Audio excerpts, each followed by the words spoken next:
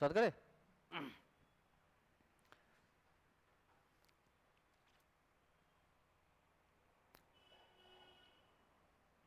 नमस्कार साथियों, प्रतिभा फाउंडेशन के यूट्यूब चैनल पर आप सबका हार्दिक स्वागत है। तो आइए हम लोग सेट नंबर 2 देखते हैं। और इस सेट में हम लोग एसएससी जीडी के लिए बहुत कम समय में 20 क्वेश्चन का डिस्कशन नहीं करेंगे, केवल सवाल देखेंगे।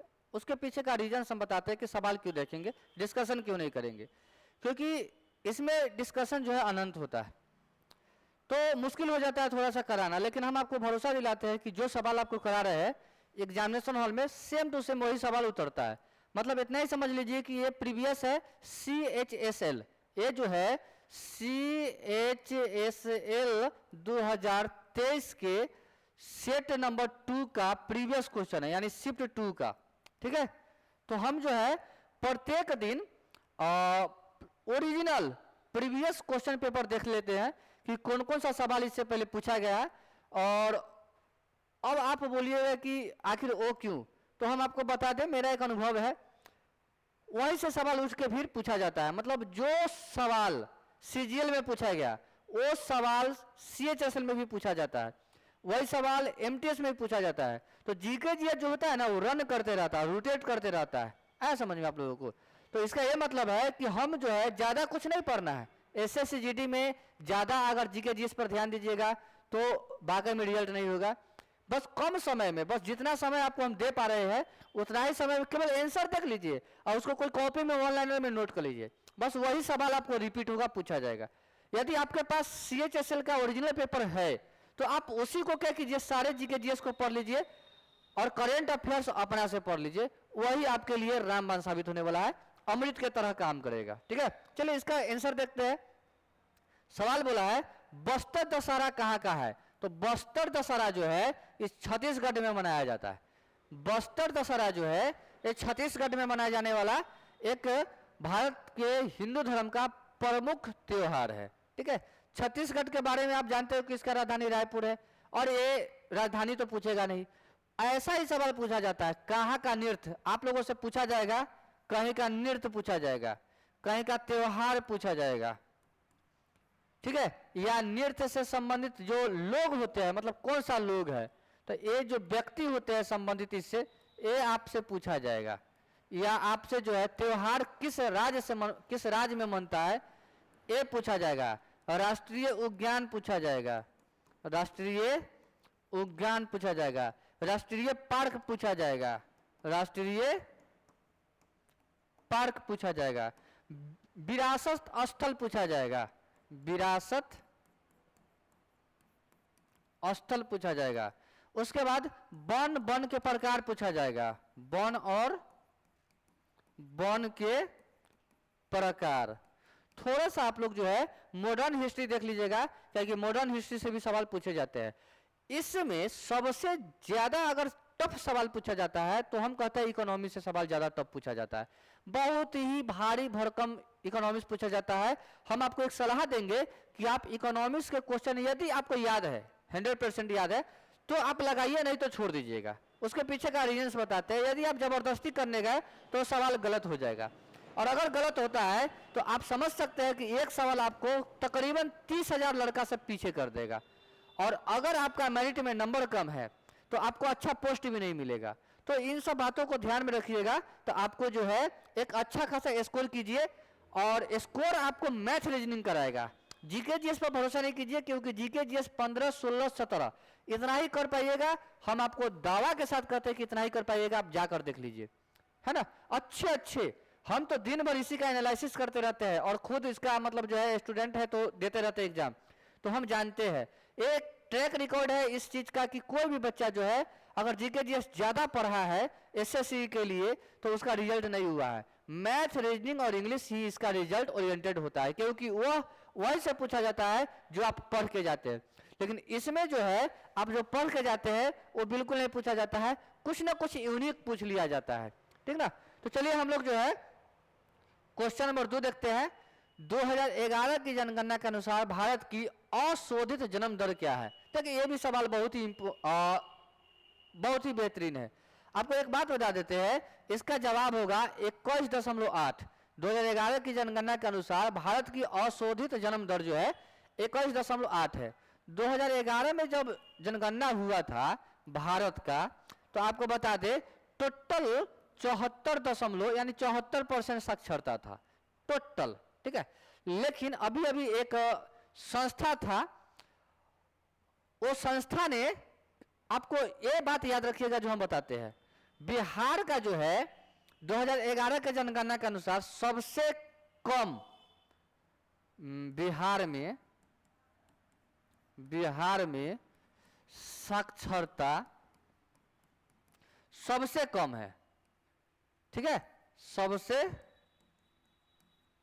कम है।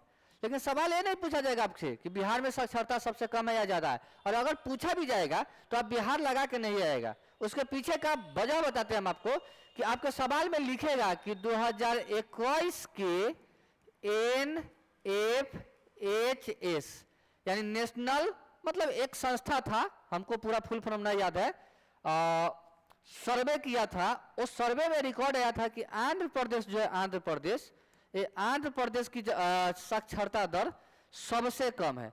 आंध्र प्रदेश की साक्षरता दर सबसे कम है, साक्षरता दर सबसे कम है। तो आपसे जो है ये सवाल पूछने की संभावना ज्यादा बन रहा है, और ये सवाल पूछने की संभावना बन नहीं रहा है, पूछा भी गया है।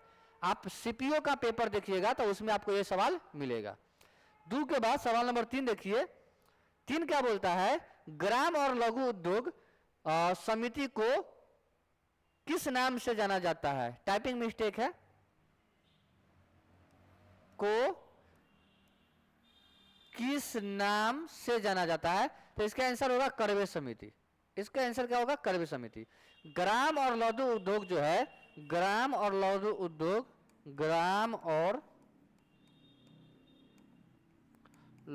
उद्योग, इसको करवे समिति ने लॉन्च किया था।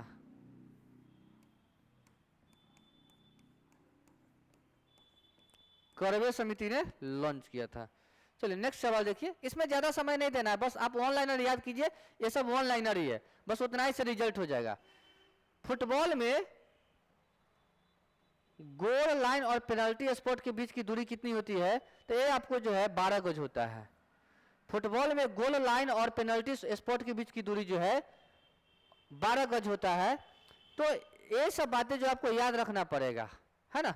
स्पोर्ट में पिच की लंबाई, गेंद का औसत भार, यही से आसान बात पूछता है। स्टैटिक्स जीके में यही से पूछता है। 4 के बाद सवाल 5 देखिए।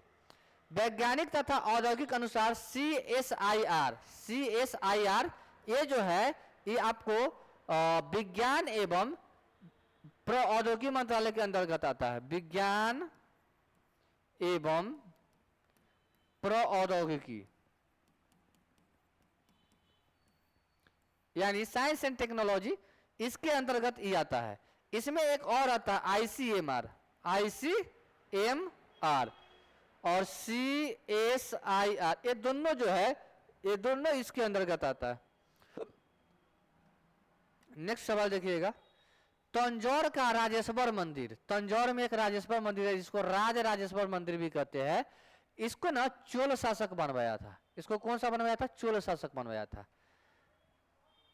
नेक्स्ट सवाल देखिएगा।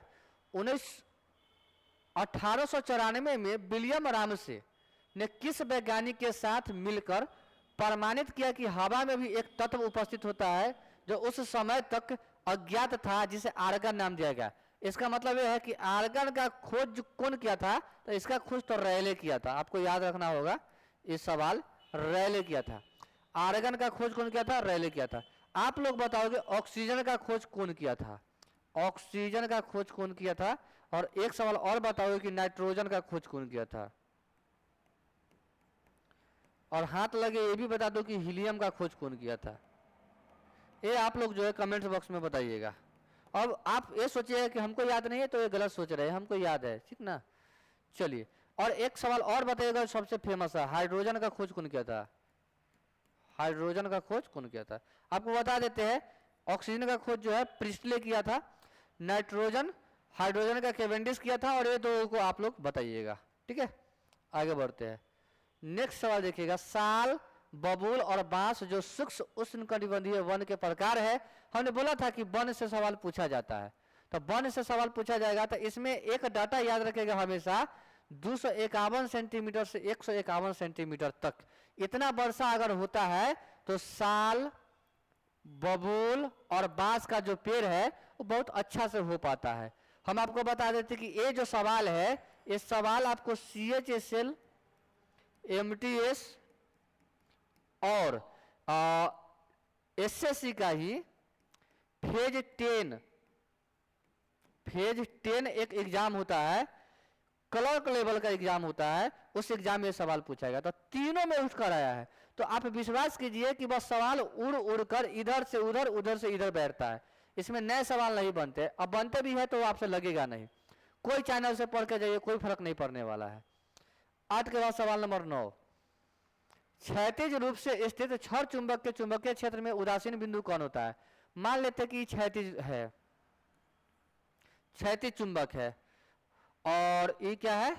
चुंबक है। तो इसका जो है जहां चुंबकीय क्षेत्र शून्य होगा, यानी कि ध्रुव पर तो अधिकतम होता है, अब बीच में शून्य होता है, ध्रुव पर चुंबकीय क्षेत्र अधिकतम होता है, ध्रुव पर मैक्सिमम होता है, ध्रुव पर क्या होता है? मैक्सिमम होता है, और सेंटर पर शून्य होता है, सेंटर पर क्या होता है?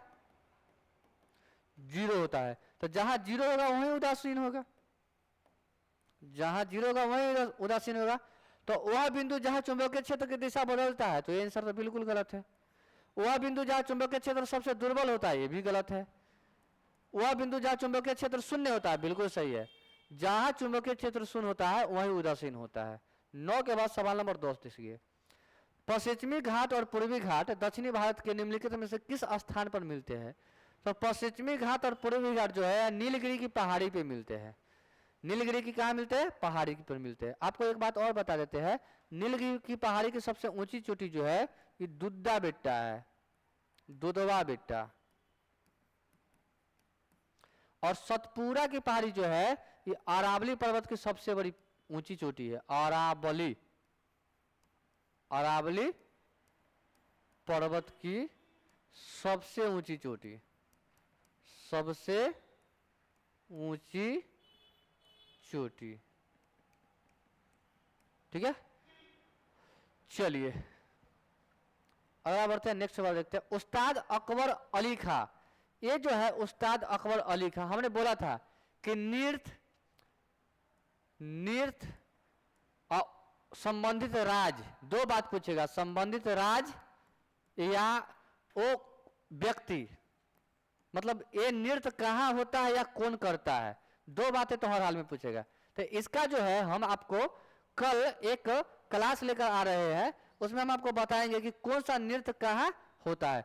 आपको एक बात और बताते हैं, मार्शल आर्ट से भी सवाल पूछे जाते हैं, तो कल जो है दोनों पर हम सवाल आएंगे, प्रमुख मार्शल आर्ट, प्रमुख लोकप्रिय नृत्य, उससे संबंधित राज, उससे संबंधित व्यक्ति, और कब उनको उस काम के लिए पद्म भूषण, पद्मश्री, पद्म विभूषण या भारत रत्न जैसे कोई बहुत बड़ा पुरस्कार मिला है। इस टाइप का जो है हम सवाल लेकर आएंगे कल। सरोद इसका आंसर सही है, कल बताएंगे। और ये सब यादें करने वाला है, इसमें हम डिस्कशन क्या करा सकते हैं, आप ही बता सकते हैं। ये सब सवाल जो है केवल और केवल आंसर जानिए कि उस्ताद अकबर अली खान जो है सरोद बताते थे, और यही सवाल फिर कहीं ना कहीं आपको कोई दूसरा एग्जाम में पूछा जाएगा, वहां आप सरोद मार के चले जाइएगा। ठीक है, आपको बताते सरोद जो है एक अमजद अली खान है, अमजद अली खान, तो ये भी बजाते हैं। इनके अलावा एक और है, क्या नाम था उनका, बुद्ध गुप्ता, थोड़ा सा हमको याद है, बुद्ध गुप्ता, ये भी जो है सरोद बजाते हैं, ये भी क्या करते हैं, सरोद बजाते हैं। चलिए नेक्स्ट सवाल को देखिए, निम्नलिखित में से किस अनुच्छेद में, हाँ आपको आर्टिकल भी याद करके जाना पड़ेगा, आर्टिकल भी याद करके, कम से कम तो 1 से 50 तक आप लोग कंफर्म आर्टिकल जो है याद कर लीजिएगा। यदि आपसे सक्सेस है अगर आप, तो 1 से 90 तक आर्टिकल जो है हर हाल में याद कर लीजिए। आर्टिकल आपसे जो है गहराई में पूछता है। अभी तक जितना सवाल हम देखे हैं, पूरा 40 शिफ्ट का एनालिसिस किए, तो हमको आर्टिकल 1 से 90 तक के बीच में मिलता चला गया है। और सुप्रीम कोर्ट, हाई कोर्ट, चुनाव आयोग, इस सब का भी आर्टिकल आपको देख के ही जाना पड़ेगा। वो मानता नहीं, वो पूछता ही है वहां से, ठीक ना। चलिए इसका सवाल, इस सवाल का जवाब क्या है, निम्नलिखित, थोड़ा सा गलती हो गया है टाइपिंग में, निम्नलिखित में से किस अनुच्छेद में दोहरे दंड के बारे में बताया गया है जिसके अनुसार किसी भी व्यक्ति पर एक ही अपराध के लिए एक से अधिक बार मुकदमा चलाया जाए और उसे दंडित किया जाए। तो यह है अनुच्छेद 19 के बी। अनुच्छेद 19 के दू जो है उसमें कहा गया है कि कोई एक अपराध के लिए, देखिए आर्टिकल 20 जो है, आर्टिकल 20, इसमें दो आर्टिकल है, मतलब उपखंड है इसका, कहिए कि उपखंड है। एक है आर्टिकल 20 के 1 और एक है आर्टिकल 20 के 2। तो 20 में कहता है कि एक अपराध के लिए एक बार सजा, बोला है कि किसी भी व्यक्ति पर एक ही अपराध के लिए एक से अधिक बार मुकदमा न चलाया जाए, यानी कि एक अपराध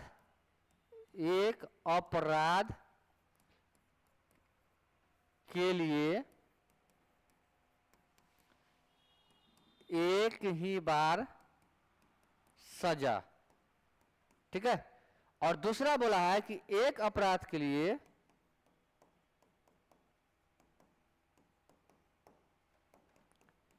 एक ही बार मुकदमा चलेगा। थोड़ा सा अंतर है, के लिए एक ही बार मुकदमा। मान लेते कि कोई अपराध किए है और मेरे ऊपर मुकदमा चल रहा है, तो आर्टिकल 2 के तहत एक बार ही मुकदमा चलेगा, जैसे वो मुकदमा बंद हो जाएगा तो फिर वो मुकदमा चालू नहीं होगा। इसलिए ना हम लोग कहते हैं कि बेल मिलेगा, मतलब बेल मिल जाने के बाद तो शांति महसूस होता है, क्योंकि वो मुकदमा क्या हुआ, फाइल बंद कर दिया गया है, अब उस पर बहस नहीं करेंगे। महात्मा गांधी राष्ट्रीय ग्रामीण रोजगार गारंटी अधिनियम के तहत प्रत्येक, देखिए मनरेगा के तहत जो ना पहले 120 दिन का काम दिया जाता था, अब 3 महीना में, यानी कि 90 दिन तक जो है आप काम कर सकते हैं। माफ कीजिएगा 3 महीना बोल रहे हैं, 100 दिन तक काम कर सकते हैं। मंजू भार्गवी ने किस नृत्य शैली के लिए 2019 का संगीत नाटक अकादमी पुरस्कार जीता है? तो ये तो 2019 में है, तो ये तो करंट अफेयर्स का सवाल है, तो इसको छोड़ ही दीजिए तो अच्छा रहेगा। ऐसे आंसर इसका मोहिनीअट्टम होगा, ऐसे इसका आंसर मोहिनीअट्टम होगा, लेकिन याद करने की जरूरत नहीं है। करेंट अफेयर्स जो है आप लोग मंथली वाइज देख जाइए, मंथली वाइज देख जाइए। पहले जनवरी, फिर फरवरी, फिर मार्च, इस प्रकार से पूरे 2 साल का करंट अफेयर्स आपको देख के जाना पड़ेगा, क्योंकि एसएससी करंट अफेयर्स हमेशा 2 साल और 3 साल के पीछे का पूछता है, करंट का भी नहीं पूछता है। आया समझ आप लोगों का? चलिए इसका आंसर क्या होगा? अच्छा ये सब सवाल दूसरा है ना। अच्छा इकोनॉमी से सवाल आ गया। देखिए इकोनॉमी से बहुत बेहतरीन सवाल आता है, जब भी आएगा तो बहुत टफ सवाल आएगा, जब भी आएगा तो बहुत ही हिलौल सवाल आएगा, बहुत ही लालन टफ सवाल आता है। निम्नलिखित में से, निम्नलिखित गलत है, टाइपिंग थोड़ा सा इधर हो रहा है, देखते हैं टाइपिस्ट को समझाते हैं, माफ कर दीजिएगा आप लोग। निम्नलिखित में से कौन सी भारतीय रिजर्व बैंक द्वारा उपयोग की जाने वाली साख नियंत्रण की गुणवत्ता माप है? तो ये है केवल नैतिक दबाव। इसको याद रखिएगा, ये सवाल फिर उठ के आपके एग्जाम में आ सकता है। आप कहेगा कि केवल आंसर बता रहे हैं, केवल आंसर ही जानना है, इसी से नौकरी हुआ है। हम लोगों को यूपीएससी तो एग्जाम देना नहीं है, लिखना तो है नहीं, बात समझ में आ रहा है आप लोगों को? तो केवल आंसर जान लीजिए और इसको कीप इन माइंड, यानी दिमाग में ध्यान में रखिएगा, जैसे ही ऑप्शन आपको मिलेगा तो वहां मार लीजिएगा। यही सब सवाल जो उड़ के आता है। भारत सरकार एक स्वास्थ्य योजना आयुष्मान भारत योजना, देखिए ये जो आयुष्मान भारत योजना था, ये आर्टिकल 47 के तहत, आर्टिकल 47 के तहत आयुष्मान भारत योजना, जिसमें एक व्यक्ति को 5 लाख तक का जो है स्वास्थ्य बीमा कराया जा रहा है, मतलब छूट मिल रहा है। आयुष्मान भारत योजना, आयुष्मान भारत योजना ये बनाया गया। चलिए आगे बढ़े। नीति निर्देशक तत्व जो है ये एक गैर संवैधानिक है, इसको याद रखिए, यही पूछता है, गैर संवैधानिक है, गैर संवैधानिक है, गैर संवैधानिक है। क्या है?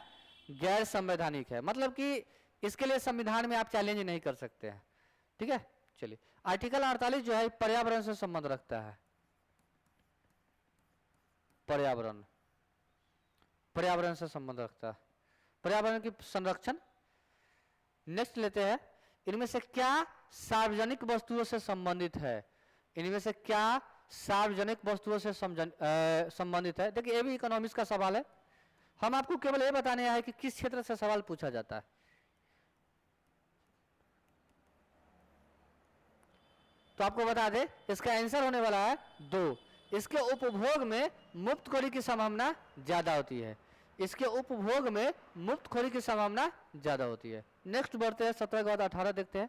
20 सवाल आप लोगों से पूछा जाता है, 20 सवाल का सेट क्या है, हम पूरे 40 सेट CHSL का 40, उसके बाद जो है CGL का भी करा देंगे, CHSL का भी करा देंगे, फिर आपको MTS का करा देंगे, फिर आपको SSC CPO का करा देंगे, और इन्हीं पेपर में से आपको जो है सवाल देखने के लिए मिलेगा। अब आप कहोगे कि SSC GD का प्रीवियस नहीं कराइएगा, ये तो आप लोग कर ही रहे होंगे, और SSC GD का तो पूरा कराएंगे ही कराएंगे, SSC GD का पूरा प्रीवियस कराएंगे ही कराएंगे, वो भी जो है सीरीज स्टार्ट हो ही जाएगा, बहुत जल्द हो जाएगा, ठीक है। तो ये सब कीजिए, SSC GD का क्वेश्चन बैंक सारे बच्चा पढ़ रहे होंगे, हम जानते हैं। तो क्या करेगा एग्जामिनर, SSC GD से क्वेश्चन ना उठा के यहाँ से क्वेश्चन उठाना स्टार्ट कर देता है, ठीक ना। तो आप लोग इस बात को ध्यान रखिएगा, क्योंकि हमने जब MTS का परीक्षा दिया था हाल फिलहाल में, अभी कुछ दिन पहले, तो CGL का परीक्षा के कुछ दिन बाद मेरा MTS का परीक्षा था। तो क्या हुआ कि CGL में जो 2 प्रश्न हमसे पूछे गए थे, सेम टू सेम डिट्टो वही सवाल उठ के MTS में छपे हुए थे। तो हम समझ गए कि सवाल जो है उड़ उड़ कर इधर से उधर से इधर चिपक रहा होता है, ठीक है। तो आप लोग इसी प्रकार से तैयारी कीजिएगा, तो आप लोगों का काम हो जाना है। निम्नलिखित में से कौन सा पेशेवर भारतीय शास्त्रीय नर्तकी नहीं है, तो ये जो है श्रेया घोषाल। श्रेया घोषाल जो है एक प्रकार का सिंगर है, गायिका तो है, सिंगर है, लेकिन ये शास्त्रीय नृत्य नहीं गाती है, इस शास्त्रीय नर्तकी नहीं है। अब पहली बात सिंगर है, यहाँ नर्तकी पूछा है, डांसर पूछा है, तो ये सिंगर है और वो भी शास्त्रीय नहीं है। श्रेया घोषाल सिंगर है, वो भी शास्त्रीय नहीं है, ठीक है। बाकी सब नर्तकी है, शोभना नारायण, मल्लिका साराभाई, वसुंधरा दोरा स्वामी, ये सब नर्तकीय डांसर है, वो भी शास्त्रीय। सबसे लास्ट सवाल है विटामिन बी। विटामिन बी की कमी के कारण होने से नैदानिक अभिव्यक्ति होती है। बॉल देखिए सवाल में ये पूछना जा रहा है कि विटामिन बी के कमी से, विटामिन बी के कमी से कौन सा रोग होता है, तो ये पेलागरा होता है। विटामिन B3 पेलागरा रोग होता है। कौन सा रोग होता है, पेलागरा रोग होता है, इसको याद रखिएगा। अब बेरी रक्तअल्पा, इसका भी आप लोग भी जानते हैं, विटामिन C के कमी से होता है, विटामिन C के कमी से इसको रक्तअल्पा जो होता है ये आपको मिलेगा विटामिन B12 और berry vitamin B1, vitamin B1। बस आज का जो है सेट यहीं तक है। हाँ विटामिन आप लोग पूरा पढ़ के जाइएगा, विटामिन आप लोग पूरा पढ़ के जाइएगा, विटामिन आप लोगों से पूरा पूछा जाएगा। चूंकि हम साइंस के टीचर हैं तो हम आपको बता देते हैं कि साइंस यहाँ बहुत कम रहता है, इक्का दुक्का सवाल आता है, इसलिए हम साइंस का क्वेश्चन लेके SSC GD के लिए नहीं आए हैं। करेंट अफेयर्स आता है, GK और GS आता है। तो हम आपको क्षेत्र बाय क्षेत्र जो है कल से कराना स्टार्ट करते हैं। कल नृत्य के बारे में कराएंगे, फिर आपको अलग अलग टॉपिक पे कराते चले जाएंगे और वो आपके लिए बहुत हेल्पफुल साबित होगा। और ये सीरीज चलने दीजिए और देखते जाइएगा, थोड़ा थोड़ा समय दीजिए, हम आपको यकीन कराते हैं कि यही सवाल वहां उठकर आते चला जाएगा, ठीक है। आज के लिए रहने देते हैं, मिलते हैं फिर अगले क्लास में। बाय बाय, बंद करो ओए।